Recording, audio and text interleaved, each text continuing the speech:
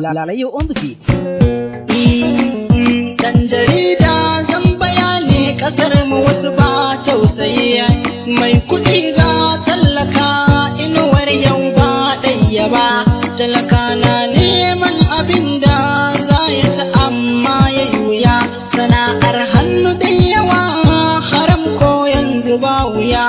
Mai gida in ka fita halak shi za kai bida, wani in har dai ya fita haram shi ne zai bida. Matashi rayuwar ta ce amma kuma sun zubai bida, duniya sannu a hankali mutuwar nan yanzu ba wuya. Wani hanyar yin arzikinsa sai da ya kashe rai kaje, sana'ar ɗan uwanka ne amma kuma san ba ka je. Iyaye addu'a suke Allah ya tsare mu kai kaje, ta ɗau nauyin wata tara tana nan dai da kai kaje, amma kai ka banzatar maganar nan na ta ba wuya. Siyasa in ta yi zuwa mutuwar nan dole za a yi, ta'addanci za a yi wasu na gefe ba su yi, 'ya'yan manya suna waje karatu ne za su yi. Nan ko kun kyala tallaka wahala zaɓen ku za ya yi, amma in ka hau kujerar baka san mu ba kai kake bato.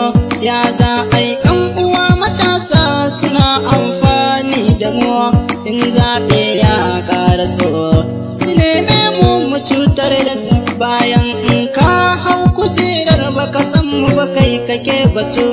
Ya manta mai sha wuya takobi shi ya ba mu rayuwar nan ni ɗan jarida gaskiya ce ni nake faɗa. Ka kashe rai ka sai da shi sana'ar sassan jiki, tsadar rayuwa ta isa talaka kar da mu gaji. Mu duk kufabun Allahu ne shi ne zai manna magani, manyan mu har kankana mu gyara duk a hankali. Yan uwana kar dai mu manta annabi da shi ne mafita. Yan uwana kar dai mu manta annabi da shi ne mafita. Shi ne mafita, shi ne mafita.